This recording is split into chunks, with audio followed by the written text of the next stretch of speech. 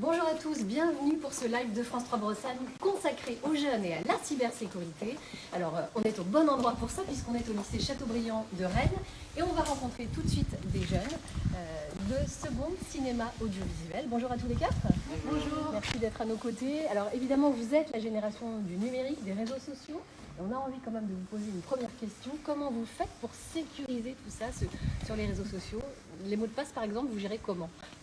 Personnellement, je pense pas que je sois vraiment un bon exemple. J'ai le même mot de passe depuis ma 6e, donc ça fait maintenant 4 ou 5 ans que j'utilise le même mot de passe pour mon compte lycéen ou mon compte Vinted. C'est pas forcément la démarche à suivre, je pense. D'accord, je pense que vous n'êtes pas la seule, Cléo, sans doute. Donc justement, peut-être que tout à l'heure, on aura des réponses à ce sujet, à donner à tous les jeunes d'ailleurs. Dénès? Moi, les mots de passe, je prends ça très au sérieux. J'ai des mots de passe différents pour chaque site ou compte que j'ai. À chaque fois que je crée un compte, j'ai un nouveau mot de passe. C'est un mot, un chiffre, une majuscule, un caractère. Et après, je range ça dans un classeur. J'ai mes feuilles avec identifiant, compte et mot de passe. Et c'est très bien rangé parce que je trouve que c'est très important de bien s'y retrouver. C'était un plan super. Très organisé. On voit bien, il y a vraiment l'expert de l'organisation sur les mots de passe. On a peut-être quelques leçons à prendre auprès de toi. Sidonie, toi, tu gères comment tes mots de passe? Pour moi, je prends un mot de passe que je suis la seule à connaître. Et après, pour différents trucs comme scolaire, comme différents domaines, pour les réseaux sociaux, j'utilise différents... Je prends la même base de mon mot de passe et après, je vais le modifier. Je vais ajouter des chiffres différents, des majuscules différentes, tout ça. Et voilà. Et après, je les enregistre soit dans une application qui est gérée plus par mes parents qui sont un peu dans l'informatique, soit, oui, je les note aussi dans un cahier ou quelque chose comme ça. Ok. Et toi, Lilou? Moi, ça dépend des fois. Soit j'utilise le même pour quelques applications, ou alors j'arrive à changer et je mets ça dans un petit cahier que je range dans un tiroir ou autre. Donc plus à l'ancienne, Lilou, Oui, voilà. le petit cahier, l'écrit, tout ça, les crayons, le stylo, le papier. Alors on voit qu'il y a autant finalement d'usage des réseaux sociaux qu'il y a de personnes. Et on voit que vous posez aussi pas mal de questions sur cette sécurité, sur le numérique. J'ai envie de vous dire qu'on va peut-être poser la question à un expert en cybersécurité. On va tout de suite accueillir Pierre-Emmanuel Rabillard. Bonjour Pierre-Emmanuel. Bonjour. Merci de nous rejoindre. Vous êtes donc consultant chez Axeis. Présentez-nous rapidement la C'est ça, donc Axeis, c'est une boîte qui fait de la prestation de services en informatique et notamment en cybersécurité. Et là, on vient accompagner justement des entreprises, mais aussi des collectivités, des collèges, des lycées, pour améliorer le niveau de sécurité du système d'information.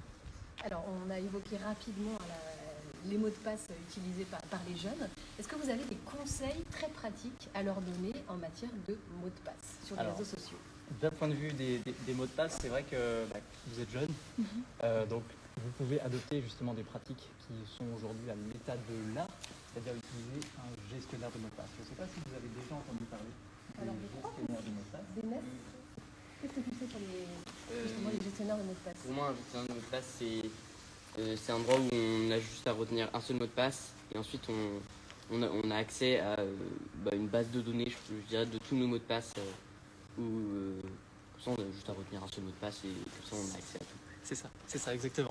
Ils en savent des choses. Ils en savent beaucoup, effectivement, ils ont été bien formés. En fait, le gestionnaire de mots de passe, effectivement, comme tu l'as dit, on a à retenir un mot de passe ou alors utiliser par exemple une petite clé USB qui contiendra ce mot de passe pour déverrouiller l'accès à tous les mots de passe. Donc en fait, on n'a pas besoin de retenir tous les mots de passe, on n'a pas besoin de faire varier, d'avoir une seule base de mots de passe et la faire varier, de rajouter quelques petits caractères parfois. Parce que tout ça, en fait, finalement, si je me mets dans la tête d'un attaquant, je vais y penser. Je vais y penser pour faire varier. Une fois que j'ai la base, en fait, je vais rajouter un petit point d'exclamation. Je vais mettre une majuscule au début, par exemple. J'espère que aucun de vos mots de passe n'est comme ça, évidemment. Pas du tout. Pas du tout ça. Rassurez-vous, c'est le cas pour beaucoup, malheureusement. Et donc, le gestionnaire de mots de passe, il permet de stocker les mots de passe, mais aussi de les générer. Donc, en fait, je peux générer une série de mots de passe avec 12, 16, 20, 24 caractères. Et en fait, ces mots de passe-là, je pourrais presque vous le montrer comme ça à l'écran, parce que en fait, vous n'arriverez jamais à retenir ces 24 caractères juste en vous le montrant. Donc ça, c'est les deux avantages énormes que vont avoir les gestionnaires de mots de passe. Donc ça, c'est un premier conseil. C'est ça. Au niveau de la protection de leurs données personnelles, voilà, il y a aussi pas mal de questions, et peut-être que vous en avez d'ailleurs à poser à Karim Rabiar, mais est-ce que vous avez conscience, en fait, avant toute chose, dans vos expériences personnelles des réseaux sociaux, du côté voilà, est-ce que tout est vraiment privé sur les réseaux sociaux? Est-ce que vous avez l'impression? Je pense, on n'a pas trop compris. Enfin, on sait que tout va quelque part, etc. Mais on se rend pas bien compte. Déjà, on sait que ça va quelque part, même quand c'est privé, mais où? Enfin, dans ma tête, c'est super abstrait. Genre, ça va. Enfin, c'est quoi? Comment ça marche? Genre, même si c'est en privé, ça se met où? Genre, il y a un stock de données avec nos petites photos, et je sais pas trop. Enfin... Est-ce qu'il y en a qui savent justement un peu comment est-ce que ça fonctionne? C'est assez énigmatique en fait. Tout ça, c'est géré évidemment par les grandes entreprises, les GAFAM comme on les appelle. Je ne sais pas si vous avez déjà entendu parler de ce terme-là, dans la Google, Amazon et d'autres évidemment. Et donc en fait, tout ce qui se passe avec vos données personnelles, aujourd'hui normalement on doit vous demander votre consentement pour pouvoir les stocker, pour pouvoir les traiter, pour pouvoir les analyser. C'est pour ça d'ailleurs que, je ne sais pas si vous avez remarqué, quand vous allez sur des sites web, il y a un petit bandeau souvent qui s'affiche avec est-ce que j'autorise les cookies parfois, C'est du vécu, ça c'est un vécu. Ouais, c'est ça. Et en fait, ce qui se passe, c'est que si vous cliquez sur oui, j'accepte de donner mes cookies, en fait, ces sites web-là, ils vont pouvoir enregistrer vos habitudes de navigation, ce que vous préférez, ce que vous n'aimez pas. Et en fait, ils vont pouvoir après utiliser ces données-là pour faire des statistiques, les revendre parfois à d'autres entreprises. Et c'est ce qui fait que sur certains sites web, par exemple, vous avez des pubs assez ciblées finalement. Vous avez par exemple consulté, je sais pas, des articles, un ballon de foot par exemple sur Amazon, pour évidemment ne pas les citer, et vous allez retrouver par exemple des publicités de ballons de foot sur d'autres sites, alors que finalement on se demande comment est-ce que ce site web sait que j'ai cherché le ballon de foot. C'est parce que vous avez accepté justement ces cookies, le traitement de ces données personnelles. Alors des fois, c'est pas facile de refuser justement ces cookies parce qu'il faut payer sinon et on peut pas C'est consulter le site. Alors il y a quand même, c'est complexe quoi. C'est ça. Quel conseil vous donnez? Alors du coup, on fait quoi? Malheureusement, Il y a pas de solution il n'y a pas parfaite. beaucoup d'alternatives si Voilà. on ne veut pas payer. C'est ça, Et parce qu'aujourd'hui, effectivement, dans le cadre justement du RGPD, donc le Alors, règlement, RGPD, expliquez. Voilà. règlement général pour la protection des données, Ouais. l'Europe a obligé justement les entreprises à afficher justement et à avoir le consentement des personnes pour recueillir ces données. Et donc, notamment, ces petits bandeaux de cookies sont apparus avec ces lois qui existent depuis maintenant quelques années. Ça fait déjà je crois, de mémoire, je crois que c'est 2017-2018. Et donc, avec ces méthodes-là, soit on accepte, et donc dans ce cas-là, on vend en quelque sorte ces données personnelles, on vend ses habitudes de recherche sur Internet, ou alors je clique sur ne pas accepter le traitement, et dans ce cas-là, en fait, les sites web peuvent très bien afficher un bandeau qui prend la moitié de l'écran en disant vous n'avez pas accepté, donc je ne suis pas rémunéré, et donc souvent ça agace en fait ces principes-là, mais on ne peut rien faire. Mais donc quand on paye, ils protègent les données? En fait, ça ne veut pas dire qu'ils protègent. Ça veut dire qu'ils font quoi? Non. Quand on paye, simplement, c'est du confort de navigation pour la personne. Il y a moins de bandeaux qui apparaissent par-ci par-là, c'est ça quoi. Ok. Ouais. En fait, soit les alternatives qui sont proposées par ces sites web, c'est soit je paye, et dans ce cas-là, finalement, le site web va traiter mes données, mais je n'aurai pas de gros bandeau qui va s'afficher. Soit je ne paye pas, et dans ce cas-là, j'aurai un énorme bandeau qui va s'afficher sur la moitié. Ok. Vous savez ce qu'on dit, si c'est gratuit, c'est que c'est quoi le produit? Et ouais, voilà. Donc on évoquait tous ces aspects-là. Est-ce qu'il y avait d'autres conseils que vous pouviez donner en matière de navigation sur les réseaux sociaux pour sécuriser justement sa navigation? Je pense que vous quatre, vous devez utiliser, des réseaux sociaux divers et variés. Je sais pas, on peut donner peut-être des noms Oui. ici. 3, ce serait bien. 3, ça serait bien. Par exemple, Instagram. TikTok aussi. Pour moi, c'est sur Instagram. Instagram, c'est peut-être X, anciennement Twitter, non? Bah maintenant c'est un peu... Je pense qu'on se dit tous, bon, c'est juste problématique, du coup on en a un petit peu conscience. C'est un peu surcoté. Mais c'est quand même vachement utilisé par toutes les célébrités, tout le monde, donc on peut le citer quand même. C'est comme ça que vous vous informez peut-être aussi, ou que vous discutez ensemble dans les classes, je ne sais pas quelles applications. Est-ce que vous utilisez plus par exemple les SMS classiques sur vos téléphones ou vous utilisez plus justement ces applications de messagerie instantanée? Un peu les deux parfois. Ouais. Oui, les deux, Ça mais dépend. quand même, si Oui, on prend... Oui, plus les réseaux, oui, c'est quand même plus les réseaux. Bah, après, ça dépend quelle personne, parce que j'ai des contacts qui n'ont pas de réseau, d'autres qui en ont, donc ça dépend aussi des choses. Et il y a des contacts qui ne préfèrent pas du tout utiliser les réseaux, qui me disent non, je veux pas ça. Alors, ça dépend vraiment des personnes en fait, qui ont pas. Donc il faut être conscient d'une chose en fait sur ces réseaux sociaux, c'est que évidemment ça, on va dire, incite énormément les utilisateurs à laisser une part de leur vie quotidienne dessus. Là on met par exemple, des fois je vois ce que j'ai mangé le midi, enfin, certaines personnes mettent des choses comme ça de manière anodine sans savoir exactement ce que l'on peut en faire. Et nous chez Axelis justement on fait des prestations où on vient regarder par exemple tout ce qui va concerner une entreprise et tout ce qu'elle a affiché de manière publique. Donc parfois aussi ce que vont avoir posté les utilisateurs, les collaborateurs qui appartiennent à ces entreprises.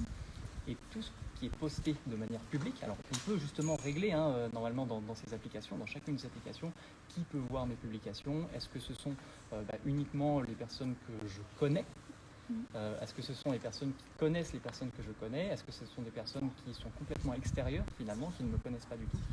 Et ça, c'est hyper important parce que en fait, toutes ces informations-là, elles peuvent être utilisées contre vous. Et ça, c'est vraiment le cœur du sujet des photos, parce qu'aujourd'hui, on poste beaucoup de photos sur les réseaux sociaux. Toutes les photos, ce sont des indices en fait pour récupérer des informations. Où est-ce que vous habitez? Est-ce que vous êtes là? Est-ce que vous êtes présent chez vous? Et c'est Quand vous extrêmement... partez en vacances, il faut éviter de le dire. Voilà, typiquement, il faut éviter de poster des photos de vacances lorsque vous êtes actuellement en vacances. Parce que quelqu'un qui voit ça, il dit je sais qu'ils ne sont pas chez eux. Ouais, on se rend pas trop compte des répercussions que ça peut avoir, je pense. On nous dit pas assez. Enfin, on nous prévient sur la sécurité, etc. Mais on nous dit pas forcément quelles conséquences ça peut avoir. Enfin, moi, perso, je sais que je sais pas trop. Genre, je me sens un petit peu écartée parce que je me dis, bon, il va m'arriver quoi? Je vais me faire kidnapper, genre. Du coup, bon, je suis un petit peu écartée parce que je me dis, j'arrive pas à m'imaginer bien. C'est pour ça qu'on est là, en fait. Bah, Aujourd'hui aussi. Il faut en avoir conscience. Après, évidemment, je ne veux pas dire n'utilisez pas du tout les réseaux sociaux, ne mettez jamais de contenu. Il faut juste être conscient du contenu que l'on met. Par exemple, on peut très bien poster des photos de vacances, si on a envie, si on en a fait et qu'on trouve qu'elles sont superbes.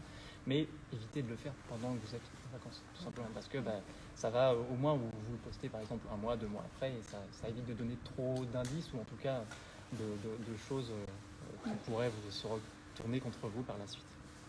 Donc ça, c'est hyper important. Et ensuite, c'est vrai qu'on parle aussi du rôle des enfants, des parents.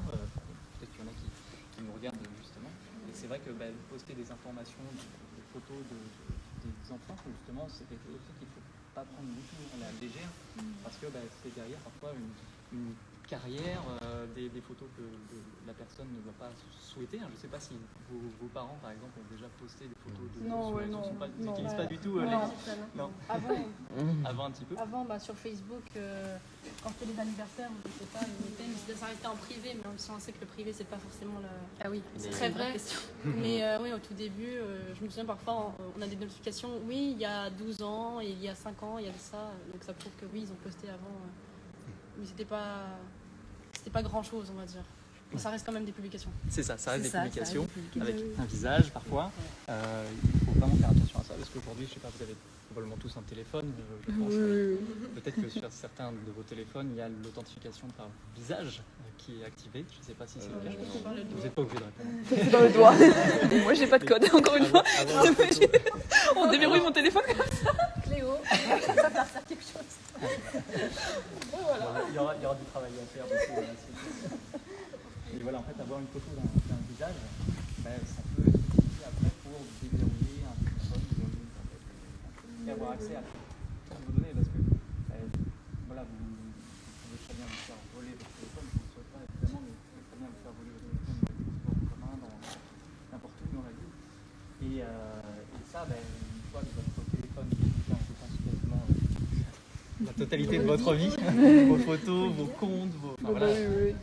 Une fois que quelqu'un a récupéré ce téléphone-là, eh bien, tout ce qui va l'empêcher d'utiliser le contenu du téléphone, c'est cette authentification, c'est ce mot de passe, c'est éventuellement l'empreinte de votre doigt, c'est votre visage. Donc ça, il faut y penser, et notamment ça fait écho au premier sujet avec les mots de passe, c'est que utiliser des mécanismes assez forts en fait pour protéger, parce que c'est votre vie qui est là-dessus, et si vous faites voler votre téléphone, finalement c'est qu'un téléphone, c'est que voilà, peut-être 1000 €, on va dire ça comme ça, sur un téléphone, mais les données en fait valent souvent plus que le matériel en lui-même.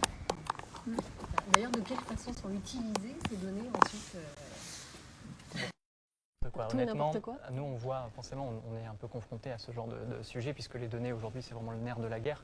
Ça peut être revendre des comptes sur le web que l'on connaît, mais aussi sur le dark web, sur la face un peu plus cachée. Peut-être que vous connaissez justement ce dark web. Ça vous dit quelque chose, le dark web? Non, voilà. N'y allez pas pour l'instant. Mais dans tous les cas, voilà, ces données-là, souvent, elles vont être revendues par ces personnes, ou on a même parfois des personnes qui vont recontacter la personne à qui appartenait à l'origine le dispositif pour demander plus d'informations. Par exemple, oui, j'ai pas ton mot de passe sur telle application, s'il te plaît, est-ce que tu peux me le donner? C'est quand même assez cocasse de voir des situations comme ça, parce que de toute façon, Ça arrive, ça. Ça arrive bien sûr. Sur des PC portables, par exemple, d'entreprises qui sont volés en fracturant la vitre arrière d'une voiture, ça peut arriver effectivement à plein de monde. Eh bien, une fois qu'on a récupéré l'ordinateur, si par exemple le disque dur d'un ordinateur est chiffré, eh bien, on va souvent demander ce fameux mot de passe pour déchiffrer les données. Alors évidemment, la personne, si elle est un petit peu intelligente, elle ne donne pas ce mot de passe, mais c'est encore une fois, c'est une barrière qui va protéger l'accès à ces données une fois que le matériel lui est volé. Est-ce que vous avez d'autres questions à poser à Pierre-Emmanuel Rabillard sur cette notion de protection des données personnelles, peut-être? Moi, oui, j'en avais une. Par exemple, quand on est sur Netflix et qu'on regarde notre série et puis qu'on arrête, par exemple, ça m'est déjà arrivé que quand je retombe par exemple sur Instagram, Instagram me propose directement par exemple des vidéos sur cette série que j'ai regardée, tout ça. Et je me suis demandé, mais comment c'est possible qu'il y ait un lien entre les deux? L'algorithme il est connecté. C'est une très bonne question. On revient en fait au sujet avec les cookies, les fameux cookies de navigation. En fait, Netflix fait exactement la même chose. Quand vous vous inscrivez sur Netflix, il y a des fameuses conditions générales d'utilisation que personne ne lit et qui stipulent la très grande majorité du temps que les informations en fait, que vous renseignez, de visionnage même, on peut traquer le mouvement de la souris sur un ordinateur. Voilà, ça va jusque-là quand même, pour voir combien de temps est-ce que l'on passe sur tel emplacement, sur tel menu, sur telle chose. Et en fait, tout ça sont utilisés à des fins statistiques pour proposer après de continuer à regarder telle série sur Netflix pour dire ah oui, vous n'avez pas terminé cette série, vous devriez peut-être retourner sur notre service parce que ça nous intéresse que vous passiez du temps sur Netflix. Voilà. Mais Netflix le fait, mais il faut savoir que évidemment les autres plateformes le font aussi. Amazon Prime Video le fait aussi, Disney Plus le fait aussi. Enfin voilà, ils le font tous parce qu'aujourd'hui c'est vraiment le nerf de la guerre que vous passiez un maximum de temps sur ces plateformes et ils l'ont très bien compris. Donc forcément ils enregistrent toutes vos habitudes. Et ils veulent vous garder. Voilà. C'est ça l'idée. Vous êtes très précis. Est-ce qu'il y a un lien entre le fait que nos données elles sont récupérées et pour créer des publicités et les intelligences artificielles? Est-ce que maintenant, à la différence d'il y a 10 ans, est-ce que les intelligences artificielles sont utilisées dans...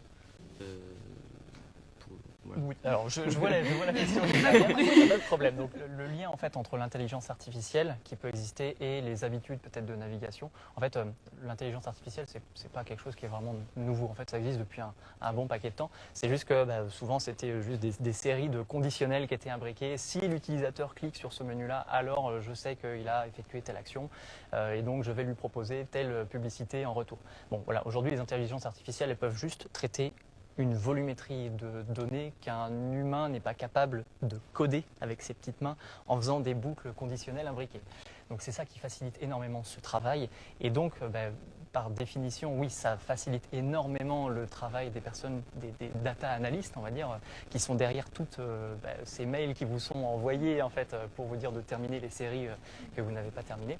En fait, ça facilite énormément ce travail parce qu'ils collectent une énorme quantité de données. Et ils vont pouvoir les analyser, on va dire presque automatiquement. Il y a quand même un humain qui est derrière, qui a généré, on va dire, ce code informatique. Mais ils vont les analyser et pour en faire ressortir un constat, une sollicitation de la part de l'utilisateur, que ce soit par mail, par SMS ou autre chose. Alors, on parle justement d'intelligence artificielle, ça nous amène peut-être très rapidement à évoquer les deepfakes.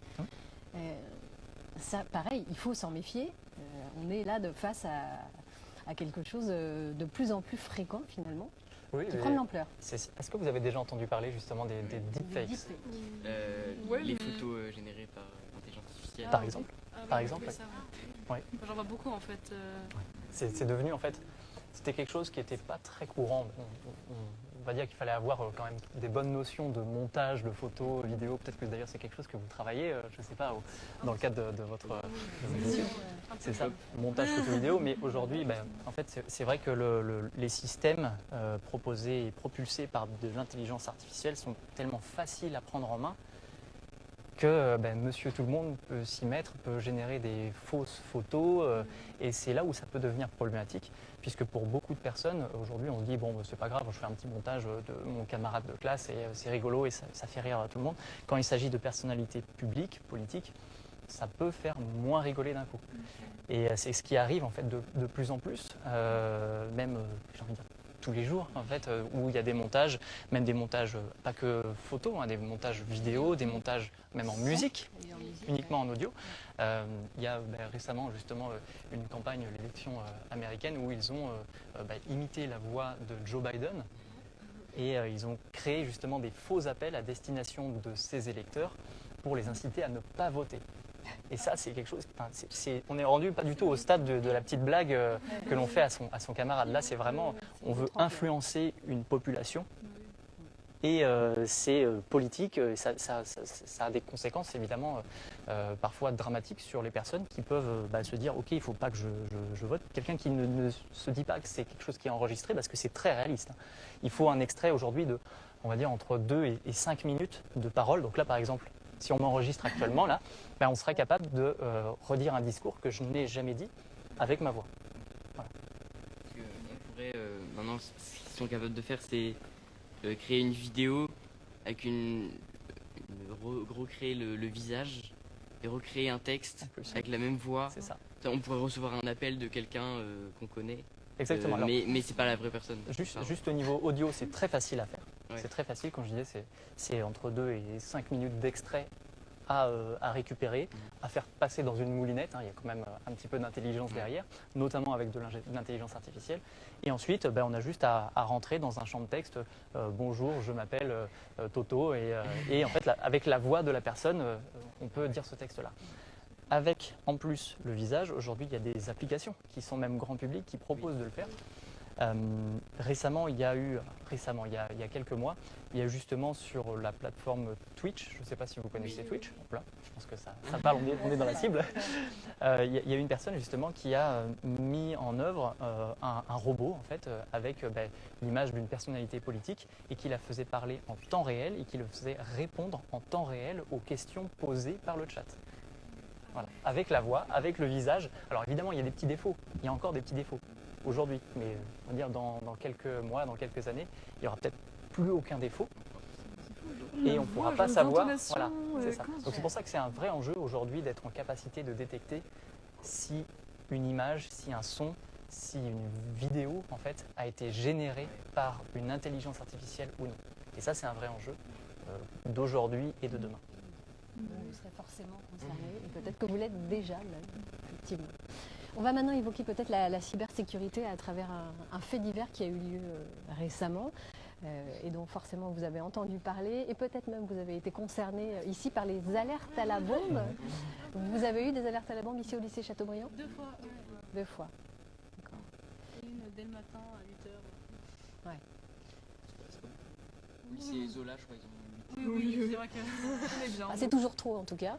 C'est toujours trop et un jeune homme a été mis en examen. Il est originaire de Laval. Il serait susceptible d'être l'auteur de très nombreuses alertes à la bombe anonymes, plus de 300 sans doute, qui ont été faites par un mail anonyme. Alors, comment tracer ce type d'alerte à la bombe ? Qu'est-ce que ça pose comme question ? Il a utilisé quoi pour essayer de rester anonyme ?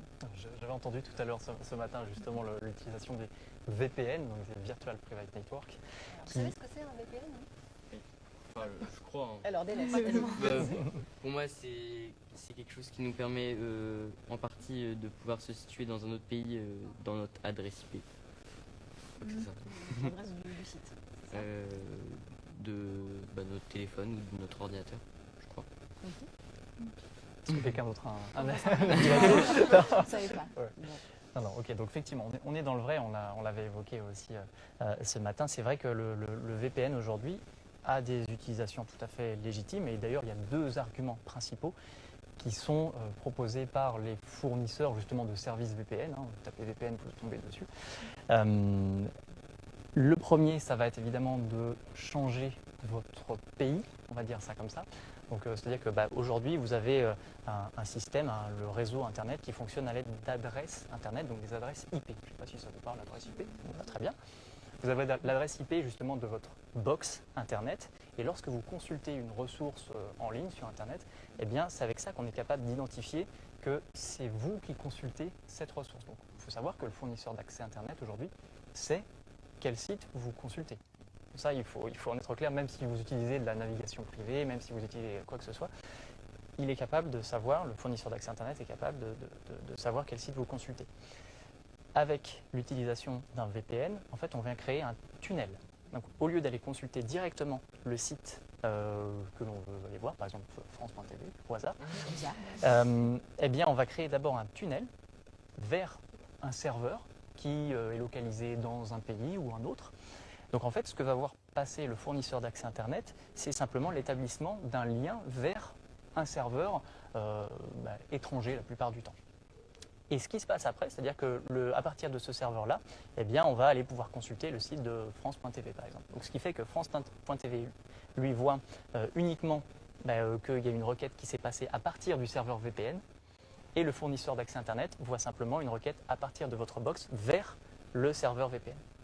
Voilà ce qui se passe. Donc c'est comme ça en fait que font un certain nombre de personnes pour changer leur localisation, virtuellement parlant, pour éviter d'être situé en France. Votre box Internet, je pense qu'elle est située en France. Et donc on peut se situer comme ça dans d'autres pays, en Chine, aux États-Unis, en Russie. Et donc accéder, et c'est là justement on va dire un des principaux arguments, c'est accéder à du contenu qui n'est pas accessible en France. C'est un des deux principaux arguments, c'est ça. Donc ils le mettent beaucoup en avant. Et le deuxième argument, c'est aussi sécuriser l'accès Internet lorsque l'on est, par exemple, connecté dans un réseau un peu ouvert. Je sais pas, un café, par exemple, dans le train, dans les transports en commun. Voilà, des fois, il y a des réseaux Wi-Fi justement qui sont déployés. On ne sait pas trop s'ils sont bien sécurisés ou non. Utiliser un VPN, je sais que c'est souvent le cas pour les journalistes, ça permet de sécuriser un peu ces échanges justement pour éviter que tout le trafic soit intercepté et donc soit lisible par quelqu'un qui serait connecté au même réseau. Donc ça, c'est les deux principaux arguments. Mais là, ça a été utilisé, dévoyé pour des fins un petit peu moins... Voilà, là, c'est l'utilisation qu'en a fait justement ce jeune et plein d'autres, c'est pour masquer, comme je vous le disais, sa réelle adresse IP. Parce qu'avec une adresse IP, on a en fait un contrat. Une adresse IP, elle peut changer au cours du temps, mais globalement, on est capable de l'attribuer à un contrat et donc un nom, un prénom, une adresse. Donc forcément, à un moment, s'il y a une affaire justement comme celle-ci qui se passe, eh bien, on va mettre en place un dispositif pour aller retrouver, questionner auprès du fournisseur d'accès Internet, telle adresse IP, elle appartient à qui ? Et là, si le fournisseur d'accès Internet dit oui, mais c'est une adresse IP qui en fait redirige vers un serveur VPN, enfin moi je ne sais pas ce que c'est. Ils peuvent savoir que c'est un service VPN, mais ils ne peuvent pas savoir quelle est l'adresse IP d'origine. Et c'est là où est le problème en fait, c'est que quand on fait appel justement à un service VPN, on est capable de masquer sa réelle identité, et donc c'est beaucoup plus difficile pour les forces de police de le retrouver. Les agents spécialisés de le retrouver. Ce qui s'est passé dans le cadre, parce qu'on essaie de comprendre aussi comment est-ce qu'ils ont fait pour retrouver cette personne. Ce qui s'est passé, c'est qu'il faut savoir que certains services VPN ont pas des obligations, mais en tout cas ont des accords passés avec les instances gouvernementales. Les services VPN, eux, ils ont le lien entre l'adresse IP de la personne et le service qui a été consulté. Donc ils peuvent faire l'association et redonner en fait l'adresse IP d'origine de la personne. Donc en fait tout ça, quand vous utilisez un VPN au quotidien, ça se base uniquement sur de la confiance. Vous avez confiance en service VPN. Et il faut savoir que les services VPN, parfois, ils sont justement affiliés, en quelque sorte, avec des États. Et donc, les États peuvent très bien demander l'adresse IP d'origine de la personne. Et c'est probablement ce qui s'est passé ici. Alors, comment on peut imaginer passer à l'acte autant de fois en plus, ça paraît fou. Qu'est-ce qui crée ça? C'est cette distance de l'écran où on se dit finalement c'est juste un clic, c'est rien, c'est juste un mail. Bah oui, mais ça a de graves conséquences en fait. Alors là, dans le cas précis, c'est vrai qu'il semblerait qu'il y ait un terrain aussi particulier, puisque l'adolescent semblait aussi avec des difficultés, je pense. Voilà, tout ça, c'est pas du tout mon domaine, mais en tout cas, ça peut jouer en fait dans le fait de passer à l'acte. Mais évidemment, hein, derrière. Cette question, voilà, du barrage de l'écran, derrière l'écran, on se permet des choses. Derrière un écran, en fait, on a l'impression d'être en distance vis-à-vis de l'autre personne, sauf que bien souvent il y a des humains derrière, il y a quelqu'un qui vient lire le mail qui a été envoyé.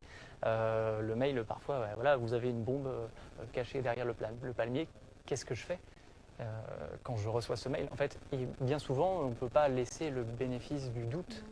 C'est impossible, il y a des vies humaines en jeu, donc on est obligé de déclencher les dispositifs derrière, d'évacuation et tout ça que vous avez connu. Et c'est ça qui fait la dangerosité en fait, de ce genre d'action, c'est que on est très souvent obligé de déclencher ces dispositifs par la suite. Pour l'évacuation, ça coûte de l'argent. Et puis après, quand on se rend compte qu'on est capable de corréler justement, ah oui, ça vient toujours du même serveur VPN, on se dit, oula, il y a peut-être quelqu'un justement qui est en train d'arroser, on va dire, toute la France de ces alertes à la bombe fictive. Et donc, on va déclencher un peu plus de moyens. On alloue plus de moyens pour aller retrouver ces personnes, faire la requête auprès du fournisseur d'accès Internet, faire les requêtes auprès du prestataire VPN. Et parfois, quand on a de la chance, hein, parce que ça arrive que des personnes ne soient jamais retrouvées, mais quand on a de la chance, on arrive à retrouver l'auteur de ces mails. Alors justement, on parlait de cette déresponsabilisation quelque part derrière l'écran. Peut-être qu'on se dit que ça a moins de portée, c'est pas grave, c'est anonyme. Voilà, sur les réseaux sociaux, c'est pareil. Est-ce que vous-même, je ne sais pas, vous avez peut-être liké des publications en regrettant après, ou sans mesurer vraiment les conséquences? Est-ce que ça, vous en êtes conscient? Est-ce que ça vous est arrivé? Est-ce que vous avez eu des expériences personnelles en ce sens? Oui, parfois on voit un truc, ça nous intéresse un tout petit peu, et puis parfois sans faire exprès on like, et puis après les gens, parce que c'est possible que d'autres personnes voient ce qu'on like, dans nos amis, et après ils nous disent ah tiens tu aimes ça et tout ça, et ça peut partir un peu dans des je sais pas comment dire, des problématiques on va dire, mais oui il y a des choses vraiment où je me dis bon j'aurais pas dû faire ça, mais j'arrive pas à retrouver la vidéo. Parce que c'était quelque part presque anonyme, pas tout à fait, oui. Mais bon, est-ce qu'on se permet plus de choses sur les réseaux sociaux justement? Je pense que oui. Parce qu'on like tout ce qu'on aime entre guillemets, je pense, et qu'on trouve important, intéressant au niveau politique, culturel ou tout ce qu'on veut. Et parfois, on expose aussi nos opinions avec nos likes, et c'est pas forcément aussi ce qu'on dit dans nos amis quand on n'est pas sur les réseaux sociaux et tout ça. Donc, Puis on est beaucoup, donc on sait pas forcément que nous, notre petit like, ça peut changer quelque chose. Donc ça peut vite créer des grosses polémiques ou des gros trucs. Genre si plein de personnes se disent bon moi c'est pas grave, je le pense, machin, like, blabla, mais qu'en fait ils sont beaucoup, ça peut vite prendre d'autres mesures, et voilà, c'est pas...